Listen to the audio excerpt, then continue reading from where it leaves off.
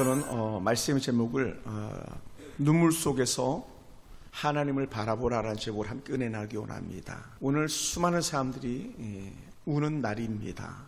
뭐 꼭 그렇지 않을 수도 있겠지만 하늘의 하나님께서도 많이 슬퍼하지 않으실까 그런 생각이 듭니다. 말할 수 없는 슬픔과 탄식이 난무하는 그런 날이요. 또 어떤 이들은 낙심해서 털썩 주저앉아서 일어나지 못하는 일도 있지 않을까 생각됩니다. 때로 우리가 살아가면서 아무리 기도해도 하나님은 대답이 없고, 또 때로는 아무리 예배에 나와도 하나님의 인자심을 느끼지 못하는 답답함을 느낄 때가 있을 것입니다. 이런 상황을 맞이하면 우리는 점점 그래도 신락 같은 믿음을 가지고 살았는데 그것마저도 빼앗기고 흔들리고 영혼이 메말라서 어찌할 바 모르는 그런 모습을 보일 때가 있지 않을까 생각됩니다. 그런데 그런 이들에게 주님이 찾아오셔서 오늘 위로하시면서 하시는 말씀, 너는 내 사랑하는 자다. 그리고 더하여서 낙심하지 말고 나를 바라보라 라고 말씀하시는 줄 믿습니다.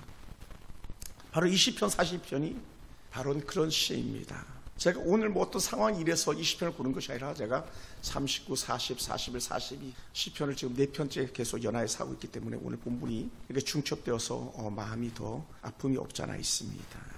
이 시편 42편에는 정말 고난 중에 한 영혼이 하나님 앞에 어떻게 나아가야 하는지를 갖다가 보다 더 분명하게 우리에게 보여주는 그런 멋진 시편입니다. 그리고 이 시편 42편은 바로 뒤따라 나오는 시편 43편과 어찌 보면 한 연을 이어가는 그런 시편이기도 합니다. 그럼 오늘 우리는 이 시편 42편을 통해서 그 어떤 고난의 시간 속에서도 우리는 하나님께 위로를 얻는 그런 귀한 은혜가 있게 되기를 원합니다. 하나님은 여전히 우리의 눈물 속에서도 믿음으로 끝까지 승리하고 또 이미 승리한 그런 사람들이 있음을 우리에게 보다 분명하게 말씀해 주고 계시기 때문에 그렇습니다. 이 시편 40편은 이미 표지에 나와 있습니다. 고라 자손의 맞서길 인도자를 따라 부른 노래라고요. 고라 자손이 지은 그런 시입니다. 하나님 앞에 사는 하나님 귀한 은혜 가운데 있는 그런 한 사람이 그 수많은 고난과 조롱 속에서도 하나님의 인지하심을 갈망하는 처절한 절규의 시인 것이죠. 이 시는 전체적으로 3년으로 구성되어 있습니다. 1년, 2년, 3년 이렇게 말하는 3년으로 구성되어 있습니다. 그 3년의 구성은 그렇지만 그러나 전체적 한편의 시로서는 낙심한 한 사람이 하나님을 바라보며 결국은 찬송으로 그 회복의 여정을 이끌어가고 있음을 우리에게 분명히 보여주고 있습니다. 여러분, 우리는 신앙과 현실의 충돌 속에서도 믿음을 지키고자 하는 그런 몸부림이 있는 사람들인 줄 믿습니다. 또 때로는 낙심 가운데서도 우리가 절망하고 탄식함 속에 있지만 그럼에도 불구하고 우리 믿음의 사람은 절망과 탄식에서 끝이 나는 사람들이 아니라 절망과 탄식을 정명 충돌해서 앞으로 나아가는 그런 사람들인 줄 믿습니다. 그러니 20편 42편은요 정말 힘든 사람들, 정말 힘겨워서 오늘을 어찌 살아낼까 하는 사람들에게 위로가 되고 또 위로가 되는 그런 찬양입니다. 그런 시입니다. 그래서 저도 청년 때에 이 시편 40편을 가지고 부른 노래들이 지금도 뇌리에 아주 쟁쟁하게 들려집니다. 뭐라고 말합니까? 한번 따라해볼까요? 하나님께 부르짖으라. 낙심하지 말고 찬양하라. 왜 그럴까요? 하나님의 인자심, 하나님의 그 큰 사랑이 여전히 우리와 함께하고 있기 때문인 줄 믿습니다. 할렐루야. 그러므로 오늘 우리가 이 시편 기자처럼 또 당시 이 큰 고통 속에 있었던 이스라엘 어떤 백성들처럼 그 고난의 현실 가운데 있지만 그럼에도 불구하고 하나님을 찾는 아름다운 믿음의 본을 우리도 함께 따라 살 수 있게 되기 원합니다. 그리고 우리 이렇게 말하는 거예요. 너는 내 얼굴 구하라. 내가 너를 외면하지 않을 것이다 라고 하는 하나님의 세미한 음성을 끝까지 기대하자는 거예요. 다른 말로 하면 눈물 속에서도 하나님을 바라보자. 우리 하나님을 찾고 찾는 은혜가 우리가 임하기 원합니다. 여러분, 사슴이 신의 물을 찾기에 갈급하며라고 있습니다. 사슴은 목이 마르면 견딜 수 없는 그런 유약한 짐승입니다. 그러니 목마른 사슴이 그 물을 찾기에 갈급한 같이 다른 말로 하면 물을 먹지 않으면 죽음에 직면하는 그 사슴처럼 우리가 하나님을 찾고 갈망하자라는 그런 고백입니다. 이 시편 기자의 고백이에요. 다른 말 이런 것 같아요. 나는 하나님이 아니면 살 수 없습니다. 또 때로는 이렇게 말할 수도 있겠어요. 하나님이 아니면 이곳에서 피해 나갈 길이 없습니다. 살 재간이 없는 거죠. 그리고 2절에 이렇게 고백하지 않습니까? 내 영혼이 하나님 곧 살아계신 하나님을 갈망하나니 내가 어느 때에 나가서 하나님의 얼굴을 배울까? 여러분, 하나님의 얼굴을 뵙기를 갈망하는 그 마음을 여러분 이해하십니까? 너무 힘든 상황 속에서는 뭐라고요? 물에 빠지면 지푸라기도 잡고 싶은 심정이 바로 오늘 이 시편 기자의 고백인 것이죠. 내가 하나님 가장 발꿈치 혹은 12 혈류병 같은 여인이 예수를 어쩌라게도 만지고 싶었던 그 간절했던 심정이 오늘 바로 이 시편 기자의 간절한 심정이 아닌가 생각됩니다. 이것은 단순히 그냥 일반적 감정만이 아니라 나 힘들어 외로워가 아니라 생사를 건 갈망인 것이죠.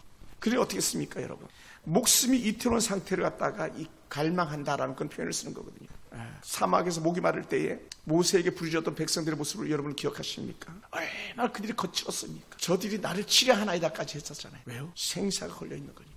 그런 것처럼 지금 하나님의 은혜를 갈망함, 다시 한번 영적으로 하나님이 내 하나님 것을 경험하고 싶었던 이런 시편 기자의 처절한 고통 속에서의 부르짖음이 오늘 우리의 부르짖음인 것이죠. 여러분, 저는 훈련소에서 이런 경험이 있습니다. 딱 한 번의 경험이었지만, 훈련소 때만의 경험이었지만, 어떤 경험이 있었냐면, 높은 산을 올라갔습니다. 높은 산을. 그 높은 산을 오르고 내려오는데, 얼마나 목이 말랐는지 모릅니다. 여산에서 아마 제일 높은 산이었을 것 같습니다. 거의 반나절 갖다 독도법 하면서 산을 오르내리고 뛰어다녔어요. 그리고는 돌아오는 길에, 얼마나 목이 말랐으면 저와 주변 동기들이 논에 보이니까 논바닥으로 달려가가지고 논물을 마셨던 그런 적이 있었습니다. 벌컥벌컥 들이겠다. 기도원에 그 물 마시는 300명 용사는요, 일도 아닌 겁니다. 그 많은 사람들이 왜 무릎을 꿇고 물을 먹어야만 했는지 갖다가 충분히 알만한 그런 상황입니다. 그만큼 목마름이 다급했던 것이죠. 지금 오늘 이 시편 기자의 고백인 것이죠. 뭐라고 이 목마름이 던져주는 메시지겠습니까? 저는 이렇게 고백하고 싶었어요. 나는 하나님 없이 살 수 없어요. 나는 하나님의 도움이 없이는 살 수 없어요. 라는 그런 고백인 것이죠. 여러분 어떻습니까? 우리 교회는 사업하는 사람이 없어서 잘 체감이 되지 않을 겁니다. 제가 어제 강상 목사님 오늘 이제 출국하셨는데 강상 목사님 뵙는다고 제가 홍대 쪽으로 이렇게 가보았습니다. 많은 공실들이 보였어요. 물론 사람들, 젊은 청년들은 많았지만 비어있는 가게들이 많이 눈에 들어왔습니다. 사업하는 사람들은 이보다 힘들 때가 없었다 이렇게 말하기도 합니다. 어떤 사람은 페이스북에 절규하는 걸 들었습니다. 아니 비행기 떨어졌다고 공연 못하게 하고 산불 났다고 공연 못하게 하고 탄핵 났다고 공연 못하게 하고 하면서 어느 공연을 가지고 먹고 사는 업자는 그렇게 고백하더라고요. 그럼 우리는 어쩌란 말인가? 우리는 어쩌란 말인가? 어디 그 사람뿐이겠습니까? 가정이 힘든 사람들 얼마나 많이 있습니까? 자식 농사요? 우리 마음대로 되는 거 아니잖아요. 교회 성도들 관리? 제 마음대로 되는 거 아니잖아요. 나라요? 우린 봤잖아요. 대통령 뜻대로 할 수 있는 게 아무것도 없었다는 것을. 세계 경제요? 제가 오늘 얼마나 마음이 허망했는지 모릅니다. 그 성조기를 흔들었던 사람들의 마음이 얼마나 참담할까. 트럼프는 눈도 깠다 하지 않잖아요. 그러면서 제가 제 스스로에게 주었던 메시지 단 하나밖에 없었습니다. 너가 강해야 된다. 너가 강해야 된다. 우리가 왜 일제강점기를 맞이했습니까? 내분이었잖아요. 내분. 안에서 일어나는 다툼 분쟁들이잖아요. 전 세계에서 관세 제일 많이 맞은 나라가 대한민국이잖아요. 미국에서 25% 관세를 때린댔잖아요. 처음에는 26%를 했다가 잘못해가지고 25%라고 정정했습니다만. 그러니 지금 나라는 거의 도산 위기로 달려가고 있다고 해도 과언이 아닌 그런 지경이 되었죠. 현대는 31조 원 정도인가요? 31조 원의 자동차 회사를 갖다 미국에다 세웠죠. 그리고 또 간답니다. 그러니 이 나라는 어찌하면 좋겠습니까? 그러니 사업하는 사람들 얼마나 힘이 없겠습니까? 자녀들 미래에 얼마나 애통하겠습니까? 110만 명의 청년들은 손도 까딱하지 않고 일하지 않는다고 합니다. 어느 성도를 만났는데 그분도 그러시더라고요. 내가 퇴근하면 자식은 방으로 들어가고 내가 출근하면 자식은 밖으로 나온다고. 일 안 하는 청년들. 근데 알고 보면 그들도 위로가 필요합니다. 그들을 써주는 곳이 없다는 거예요. 물론 3D 직종을 안 해서 그렇지만 이런 고통 속에서 메아리처럼 들려오는 소리가 뭡니까? 하나님은 어디 계십니까? 하나님은 어디 계십니까? 아마 모르게도 그 욥이 가장 처절한 고통 속에 있을 때 하나님은 어디 계십니까? 내가 낮에도 부르짖고 밤에도 잠잠치 아니하였는데 하나님은 도대체 어디 계십니까? 왜 이렇게 시편 기자가 말했냐면 이방 신들하고는 전혀 다른 하나님이시거든요. 우리 하나님은 어떤 하나님이냐면 살아 계신 하나님이에요. 우리 하나님은 콧대 우상이 아닙니다. 금붙이로 만든 것이 아닙니다. 나무로 깎아 만든 것이 아닙니다. 돌로 조각해서 만든 것이 아닙니다. 우리 하나님은 살아계신 하나님입니다. 예수님이 뭐라고 말씀하셨습니까? 내가 라이프 생명이다라고 말씀하셨던 그 주님이시잖아요. 그러면 지금 이렇게 고통스러운데 내 살아계신 하나님은 어디 계십니까? 제 동기 목사님은 친구가 혀암이 걸려가지고 마지막 사형 선고를 받아서 그 친구를 이문하러 전주에 간다고 제게 이렇게 연락했습니다. 나 전주 갑니다. 그 사람이 어떤 사람이었다고 얘기하냐면 그 친구는 단 하루도 놀아본 적이 없는 사람이야. 남들이 올 때 그는 하루도 쉬어본 적이 없는 사람이야. 그는 전주에서 그래도 돈 좀 많은 그런 사람이었어. 왜냐하면 서울 우유 총판을 했던 사람이기 때문에. 그러니 같이 밥 먹다가도 시간 되면 뛰쳐나가고 있던 그런 사람이야. 그래봤자 겨우 57세 밖에 안 된 그런 사람인데 혀암, 설암이라고 말하는 혈암이 걸려서 수술 잘 됐다 하니까는 막 일했다는 거예요. 당시 일하면 안 됩니다 그랬는데 의사 말을 안 듣고 또 일하기 시작한 거예요. 살았다 이제 막 하면서 막 이래. 그때 웬걸 재발해가지고 그렇게 더 이상은 희생 불가라는 그런 판정을 받아가지고 죽으면 갈 것이 아니라 살아있을 때 한 번이라도 얼굴 더 보자 해가지고 친구들이 모여서 이문을 간다고 하는 그런 얘기를 이렇게 들었습니다. 만약에 우리는 그 환자가 아니잖아요. 만약에 우리가 그 환자라면 얼마나 하나님께 할 말이 많겠습니까? 하나님, 내가 어떻게 살았는데요? 내가 어떻게 돈 벌었는데요? 내가 자식 어떻게 키웠는데요? 마침표가 이게 뭡니까? 이런 마음이 들지 않았겠습니까? 그러니 오늘 이 시편 기자도 하는 말이 뭡니까? 내가 어느 때에 나가서 하나님의 얼굴 배울까? 하나님 어디 계세요? 이 말이죠. 예전에는요, 하나님 내가 막 이 사람 데리고 가고 저 사람 데리고 성경 올라가서 하나님을 기뻐했었습니다. 그런데 지금은요, 그 지성소에 들어갔던 때, 성소에 들어갔던 때, 그때 그 아름다운 은혜가 다 빼앗겨 버렸습니다. 이걸 다른 말로 표현하면 이 성경학자들이 이렇게 말합니다. 지금은 도무지 예배 드릴 수 없는 그런 상황이었다는 거예요. 왜요? 그대로 다 해체돼 버렸으니까. 그래서 하나님의 은혜를 갖다 구하지 못하는 그런 애통하는 마음을 노래하는 것이죠. 사랑하는 성도 여러분, 성도들에게 주어진 최고의 축복이 뭡니까? 저는 언제든지 말할 수 있습니다. 예배입니다. 그래서 저는 자주 말씀드렸던 것 같아요. 나는 죽어도 예배드리다 죽는다. 예배는 포기하지 않는다. 이것이 제 신조이기도 했다고 말씀드렸었습니다. 그런데 오늘 이 시편 기자는 그러지 못한다는 거예요. 우리는 막 예배 한 번 안 드리면 얼마나 좋은 것 같은 그런 느낌이 들 때도 있잖아요. 저도 어렸을 때 밀어내가지고 코로나 때 약 한 달 정도를 갖다 영상으로 예배 드리면서 새벽 예배 쉬었었죠. 수요 예배도 영상으로, 금요 기도 영상으로 한 달간 그렇게 했던 적이 있었잖아요. 얼마나 가슴 아픈 어리석고 미련함이었었습니까? 이 시편 기자가 하는 고백이에요. 우리한테 말하는 것 같아요. 야, 너가 뭐가 제일 좋은지 알아? 하나님께 예배하는 거야. 저는 예배한다는 이 말을 갖다 다시 말하면 이렇게 되는 거예요. 날마다 하나님과 영적 교통하는 거야. 하나님과 영적 교통하는 거야. 그것이 오늘 이 시편 기자의 최고의 추억이었었고 가장 행복했던 그러한 때였다는 거예요. 할렐루야. 우리가 빼앗기면 안 돼요, 사실. 저도 설교자로서 또 목회자로서 제가 설교할 수 있는 것 자체가 최고의 축복이었다는 거예요. 전도 그것이 지금도 제게는 그 최고의 축복이라고 저는 믿습니다. 이 큰 기쁨을 우리가 결코 빼앗기지 않는 거예요. 아십니까? 이 행복을 우리 결코 빼앗기지 않는 거예요. 여러분, 나라요, 뒤늦게 빼앗기고 후회해봤자 소용이 없습니다. 그래서 우리가 힘이 있어야 돼요. 자본주의 사회는요, 뭐가 있어야 됩니까? 돈이 있어야 돼요. 안 그러면 종노릇 하는 거예요. 실력이 있어야 되는 거예요.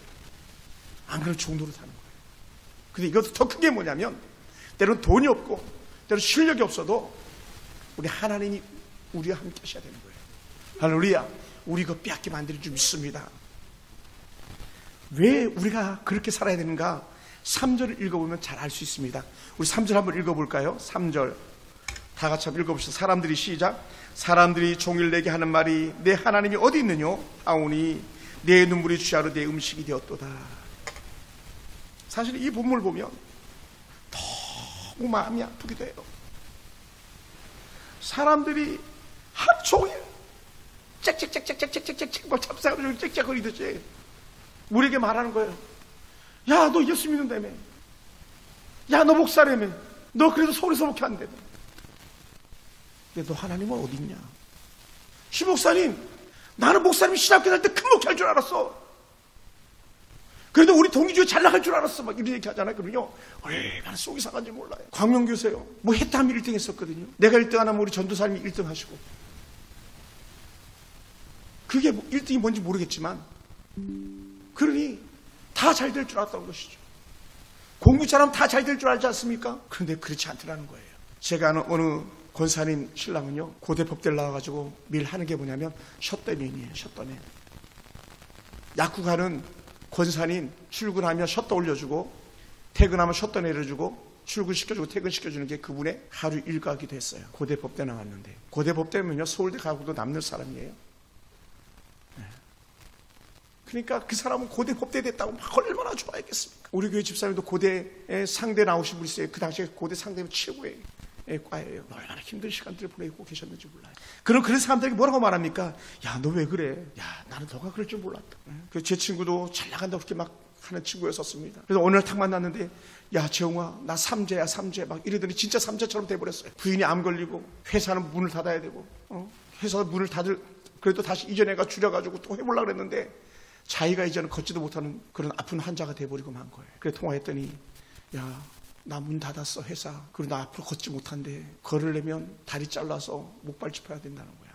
그런 사람들에게 하는 말이 뭡니까? 너의 하나님이 어디 계시니? 막 사람들이 이렇게 말하는 것 같지 않을까요? 그래도 결혼하면 잘 살 줄 알았잖아. 취직하면 막 진급이 축축 셀 줄 알았잖아. 근데 그런 일들이 생각보다 쉽지 않잖아요. 그러니 이런 고라 자손이 하는 말이 뭡니까? 내 눈물이 주야로 내 음식이 되었도다. 충분히 이게 저는 그림이 그려지더라고요. 여러분 울어봤잖아요, 그죠? 울면 막 눈물이 펑펑 쏟아지고 막 입으로 들어가고 막 콧물과 눈물이 막 겸해서 막 입으로 막 들어가잖아요. 얼마나 슬픈 표현입니까? 내 눈물이 취하는 내 음식이 되었도다. 다윗은 뭐라 그랬는지 아십니까? 다시 너무 힘들 때는 하나님 내 눈물을 눈물병에 담으소서 이렇게 막 고백하는 시편도 있었습니다. 내 눈물을 눈물병에 담으소서. 그러니 이 시편 기자의 비탄을 고려할 때 그 대적들이 얼마나 많은 아픔을 그가 당하고 있는지 충분히 그림이 그려지는 것 같습니다. 여러분, 밥을 먹어야 될 사람이 눈물을 먹는다고 생각해요. 아마 이런 표현들 때문에 그랬는지도 모르겠어요. 눈물 젖은 빵을 먹어보지 않은 사람이 인생을 말하지 말라고. 빵 하나 편하게 우리가 집어넣을 수 있는 것 자체가 축복인데, 다른 말로 하면 저는 이렇게 표현하고 싶어요. 여러분들이 월급 받는 게 얼마나 큰 축복인지 모릅니다. 일할 수 있다는 거잖아요. 지금도 얼마나 많은 사람들이 일하지 못해가지고, 그나마도 우리나라 복지 혜택이 너무 좋아가지고 일하는 것보다는 복지 혜택 받는 게 더 낫다는 어떤 사람들도 있어가지고 일하지 않는 사람들도 간혹 있긴 한데, 그래도 불구하고 일할 수 있다는 것 자체가 얼마나 큰 축복인지 모릅니다. 예전 일을 추억하는 거예요. 4절을 한번 읽어볼까요? 내가 전에 성의를 지키는 무리와 동행하여 기쁨과 감사의 소리를 내며 그들을 하나님의 집으로 인도하였더니 이제 이 일을 기억하고 내 마음이 상하는도다. 다른 말로 하면 이렇게 말하는 것 같아요. 예배했던 그 순간이 얼마나 기뻤는지 모릅니다. 성도들과 함께했던 그 시간이 얼마나 즐거웠는지 모릅니다. 내가 하나님께 기도할 때마다 응답이 팍팍 떨어질 때에 내가 얼마나 좋았는지 모릅니다. 그런데 하나님 지금은 뭐 하시는 거예요? 지금은 뭐 하시는 거예요? 성의를 지키는 무리와 동행했다. 이 말 자체는 뭐냐면 너무 기뻐가지고 막 성도들이 손잡고 막 춤을 추는 그런 기쁨을 말했던 거죠. 춤을 추고 막 그런 거 있었잖아요. 우리 막 옛날에 얼마나 신났습니까? 막 강화도 가가지고 막 게임하면서 얼마나 행복했었습니까? 저기 몽산포 해수욕장 가가지고 우리 얼마나 또 신바람 났었습니까? 예를 들어서요. 그런데 하나님 지금은 뭡니까? 막 이런 타시 소리가 절로 나올 때도 있잖아요. 오늘 이 4절이 그걸 말하고 있는 거예요. 내가 전에 예수 믿었을 때 그렇게 행복했는데 지금 도대체 하나님 어디 계십니까? 네 하나님이 어디 계시뇨? 너 하나님 어디 있니? 근데 이게요, 불신자들이 막 그렇게 얘기한다는 거예요. 그러니까 예수 믿는 사람 잘 살아야 돼요. 예수 믿는 사람 가난하면 안 돼요. 함부로 더해서 예수 믿는 사람 아프지 않았으면 좋겠어. 야, 기도해. 하나님 고쳐주신다며. 기도해. 하나님 조고 주신다며.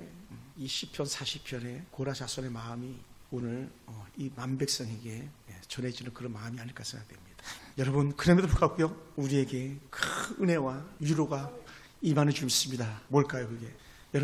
여러분이 하나님을 찾는 순간에 지금 도무지 들리지 않고 도무지 보이지 않는 것 같아도, 눈물이 앞을 가린 것 같아도요, 그 마음을 가지고 하나님을 찾고 있다면 여러분은 분명한 하나님의 자녀입니다. 분명히 소망 있는 자인 줄 믿습니다. 할렐루야. 왜냐하면 하나님을 경험해 본 사람이 하나님을 찾는 것이지, 하나님을 경험해 보지 않은 사람은 그냥 뛰쳐나고 마는 거예요. 끝나버리는 거예요. 그러니 지금 막 펑펑 우는 한이 있더라도 내일에 대한 소망을 뺏기지 않는다고 우리 소망 있는 사람들인 줄 믿습니다. 우리나라 그런 나라인 줄 믿습니다. 할렐루야.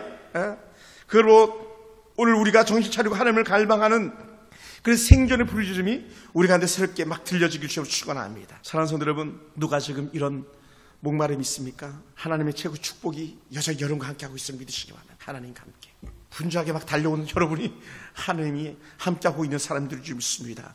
때로는 하나님이 도대체 어디 계시냐고 스스로도 막 생각되는데, 누가 더 곁에서 이렇게 막 찍어 눌러가지고 너 하나님 어디냐 이렇게 말하는 어떤 사람이었다 할지라도 지금 저와 여러분 가운데 여전히 함께 하시는 그런 하나님인 줄 믿습니다. 할렐루야. 그러므로 이렇게 말합니다. 5절에 보면은 내 영혼아 내가 어찌 낙심하며 내 안에 불안해하는가. 이 낙심하는 마음, 자기 마음이 막 절제되지 않는 그런 마음, 그럴 때에 일침을 가는 한마디가 있는데 그것이 뭡니까? 이렇게 표현하는 것이죠. 5절에 보면 내 영혼아 내가 어찌하여 낙심하며 어찌하여 내 속에서 불안해하는가. 뭐라고요? 너는 하나님께 소망을 두라. 할렐루야. 너는 하나님께 소망을 두라. 그가 나타나 도우심으로 말미암아 내가 여전히 찬송할 것이다. 누가? 내가 여전히 찬송할 것이다. 여러분, 오늘 저와 여러분이 이 귀한 말씀이 생명의 말씀이 우리가 임하기 원합니다. 우리의 소망은 하나님께 있습니다. 우리의 미래는 하나님께 달려 있습니다. 지금 현상이 아니고 이 현상이 일어나게 하실 그 하나님을 우리가 바라볼 수 있는 영적인 안목이 우리 가운데 있기 원합니다. 그러므로 우리를 도우실 하나님을 기대합니다. 할렐루야. 그러므로 내 영혼이 낙심이 되고 내 속에서 불안해하는 마음조차도 다 날려보낼 수 있는 은혜가 있습니다. 그것이 뭡니까? 내가 이전에 함께했던 주님을 기억하기 때문에, 예전에 함께했던 주님을 기억하기 때문입니다. 청년 때 나와 함께했던 하나님을 기억하기 때문입니다. 또 여전히 앞으로도 함께하신 하나님을 기억하기 때문입니다. 이것이 시편 기자의 아름다운 은혜의 고백인 것이죠. 그래서 주의 인자하시면은요, 낮에도 임하고 밤에도 여전히 찬송할 수 있는 그런 은혜가 임하는 줄 믿습니다. 그리고 사랑하는 성도 여러분, 아무리 고난의 밤에도 하나님은 여전히 신실하게 우리와 함께 하시는 하나님인 줄 믿습니다. 시편 기자는 지금 어두컴컴한 터널이나 어두컴컴한 동굴 속에 들어가서도 여전히 거기서도 하나님을 기억하는 그런 삶의 모습인 것이죠. 뭐라고요? 세상은 말합니다. 너 끝났어, 너 끝났어, 너 끝났어 이렇게 말할지도 몰라요. 그때 하나님은 우리 속에 들려주는 말이 있습니다. 너 아직 끝나지 않았어. 아직 끝나지 않았다. 제가 오늘 예배 전에 영상을 하나 또 짧게 하나 만들었는데, 하나님은 사악할 때 꺾지 아니하신다. 꺼져가는 불도 끄지 않는다. 꺼져가는 심령도 끄시지 않는 그런 하나님이다. 그것이 우리가 소망이 되는 거예요. 그것이 우리에게 전적인 소망이 되는 줄 믿습니다. 그러니까 하나님은 그 고난의 한밤중에 우리가 부르는 노래를 들으시는 하나님, 우리 하나님은 그 칠흑같이 어두운 밤에 우리의 기도 소리에 귀를 기울이시는 그런 하나님인 줄 믿습니다. 그것이 밤이 아니어도 좋습니다. 백주의 대낮이어도 좋습니다. 그것이 때로는 길거리여도 좋습니다. 때로는 좁은 공간 엘리베이터 아니어도 좋습니다. 그곳에서도 여러분이 하나님을 찾는 순간에 하나님께서는 여러분과 함께하는 신 줄 믿습니다. 할렐루야. 9절에 이렇게 표현하고 있습니다.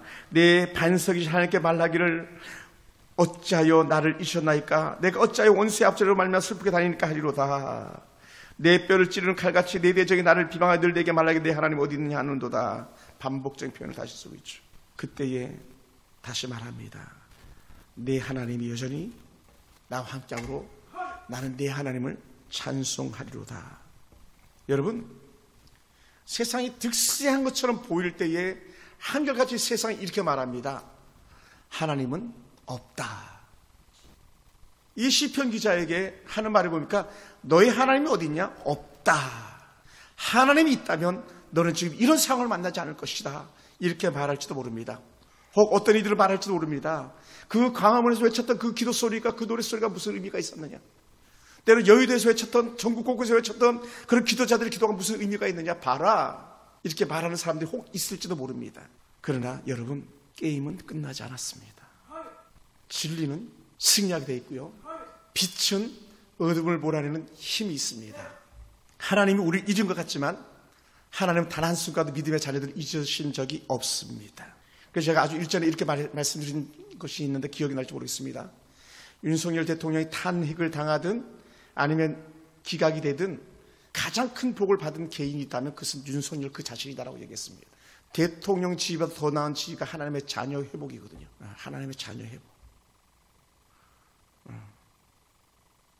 어떤 좌파 목사님이 이렇게 얘기하더라고요. 윤석열이가 성령을 받다고? 윤석열이 기도했다고? 그걸 믿는단 말입니까? 막 이렇게 얘기를 하더라고요. 그렇지 않아요, 여러분. 우리 하나님은 여전히 살아계신 하나님이고 이 나라나 한국교회를 사랑하시는 그런 하나님인 줄 믿습니다. 이렇게 고라자손이 탄식할 수밖에 없었던 이유들 중에 있다면 이런 것이 있을지도 모릅니다. 그들이 바벨론 포로로 끌려갔잖아요. 하나님께서 광야 40년 중에 일소에 이스라엘 백성들 다 죽여버리실 수 있는 그런 때가 있었어요. 근데 모세가 했던 말이 뭡니까? 하나님 왜 그러세요? 하나님 누워서 침 뱉으시는 거예요. 쉽게 얘기하면.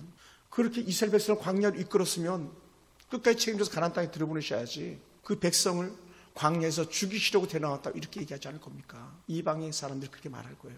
그런 것이 하나님께 얼마나 욕된 일입니까? 하나님 살려주세요. 이렇게 모세가 기도했었잖아요. 이스라엘 백성들이 바벨론 포로로 끌려갈 때 다 끝났는 줄 생각했죠. 그걸 하나님은 선지자들에게 이렇게 분명히 말씀했어요. 때가 차면 돌아올 거다. 때가 차면. 그럼 거기 가서 집 짓고 시집가고 장가가고 애 낳고 스테이 기다려라. 70년이다. 근데 70년은 캄캄한 동굴 같은 그런 시간이었을 거예요. 포로로 끌려갔었으니까요. 우리나라 일제강점기 35년엔 사실 누구도 조국의 독립을 이룰 수 있는 힘 있는 사람이 아무도 없었습니다. 아무리 폭탄을 던지고 아무리 이토 히브리를 저격했어도 이 나라를 독립시킬 수 있는 기운은요, 이 나라에 없었습니다. 하나님이 하신 거죠. 하나님이 일본을 굴복시키고 더불어서 우리나라가 자유, 독립을 이룰 수 있었던 것이죠. 하나님은 살아계십니다. 여러분, 누가 하나님을 거절합니까? 하나님이 없다고 말합니까? 절대적인 하나님의 창조를 부인하는 자들입니다. 어떤 사람들이에요? 진화론이죠. 그 진화론자의 대표적인 사람이 누구냐면 리처드 도킨스라는 사람인데, 이 사람 뭐라 그랬냐면 신은 착각이다, 우리는 무신론자이다, 이렇게 말합니다. 진화론자들의 한결같은 얘기는 하나님은 없다 이거거든요. 니체는 이렇게 말했습니다. 프레드릭 니체는 신은 죽었다. 그리고 더불어서 이렇게 말합니다. 우리는 그를 죽였다. 철저한 신본주의 사회를 인본주의 사회로 만든 거예요. 하나님 중심으로 살았던 사람들을 내가 신이다 하는 초인 사상이 나온 거예요. 헤겔의 초인 사상이 여기서 나온 거예요. 왜? 신이 죽었으니까 내가 신이다, 이렇게 나온 거죠. 사회주의 공산주의자의 대표적인 사람 누굽니까? 창시자인데 칼 마르크스는요, 신을 부정하면서 했던 말이 뭡니까? 종교는 단지 아편에 지나지 않는다. 그래서 공산주의에서는요, 종교를 허용할 수가 없는 거예요. 중국이 그렇고 라오스가 그렇고 캄보디아가 그렇고 미얀마가 그렇습니다. 중국은 어떻습니까? 기독교를 인정합니까? 아편인 종교를 8천만 공산당원들이 인정합니까? 그러므로 칼 마르크스 이렇게 말했습니다. 종교는 단지 억압을 받는 사람이 위안을 받기 위하여 만든 허상에 지나지 않는다. 그냥 마음 둘 곳이 없으니까 잡신을 섬기듯이 그렇게 하는 거라고 하는 그런 말로 하나님을 모욕하고 매도했습니다. 시편 14편 1절에서 정확하게 이러한 이들의 사상을 반박하는 말씀이 있는데 이렇게 말합니다. 어리석은 자는 그 마음에 이르기를 하나님이 없다 하는도다. 이 말씀이 그대로 로마에서도 재인용되어지거든요. 하나님이 없다 하는 자는 어리석은 자다. 다른 말로 하면 지금 하나님이 어디 계신지 체험하지 못하는 것 같은 그 애통함 속에 있는 사람에게 말하는 말씀이 있다면 지금도 여전히 내가 너와 함께하고 있다. 지금도 여전히 하나님은 저와 여러분 가운데 함께하신 줄 믿습니다. 할렐루야. 여전히 하나님의 은혜 통치는 이 나라에 임할 것이고 이 땅이 여전히 하나님의 왕으로 이 땅 통치의 영역으로 넓혀가고 계신 줄 믿습니다. 그래서 이 시편 기자가 하는 말이 뭡니까? 내 영혼아 너는 하나님을 바라라. 내 영혼아 너는 하나님을 바라라. 나는 여전히 하나님을 찬송하리로다라고 하는 이런 고백입니다. 사랑하는 성도 여러분, 우리가 잘 아는 위대한 하나님의 사람, 위대한 신학자 C.S. 루이스는 이런 부분을 대응해서 이렇게 말씀합니다. 하나님은 우리의 기쁨에는 속삭이시고 우리의 고통에는 소리치신다. 여러분 이런 말씀 많이 들어봤죠? 우리의 고난은 하나님의 메가폰 소리를 듣는 시간이라고 말했습니다. 바로 그 C.S. 루이스의 고통은 하나님의 확성기다라고 하는 그런 말에서 사람들이 의역해가지고 다시 말하는 것들이에요. 지금 고난이 있습니까? 하나님의 큰 소리를 듣는 그런 때인 줄 믿습니다. 뭐라고요? 나 여기 있다. 나 여기 있어. 지금 여러분에게 오늘 우리 교회에 이 나라에 지진으로 수많은 사람을 잃은 미얀마에 또 전쟁 중에 있는 이스라엘과 러시아와 우크라이나에 또 북에서 4천여 명의 아들들 잃은 그리고 북한에 있는 어떤 어머니나 아버지들에게 우리 하나님이 말씀하길 원합니다. 내가 여기 있다. 낙심하지 마라. 내일을 기대하라. 사랑하는 성도 여러분, 하나님께서 지금 우리의 고통 소리, 눈물의 단시 소리를 들으시는 줄 믿습니다. 우리는 자주 이렇게 말했습니다. 끝날 때까지 끝난 것이 아니다. 영화의 한 대사인 거죠. 여러분 그렇습니다. 아직 끝나지 않았습니다. 저와 여러분에게는 여전히 새 소망이 있는 줄 믿습니다. 때로는 사업에 실패하기도 하고 또 화려하게 시작했다가 초라하게 오늘 살아가는 성도들이 있다 할지라도 여전히 하나님은 저와 여러분 편에 서 계신 줄 믿습니다. 아직 끝나지 않았습니다. 때로는 눈물이 우리에게 음식이 되고 있지만 그럼에도 불구하고 여전히 하나님을 바라보는 저와 여러분 되길 주여 축원합니다. 하나님은 우리 편입니다. 하나님은 여러분의 편에 서 계신 줄 믿습니다. 기도하겠습니다.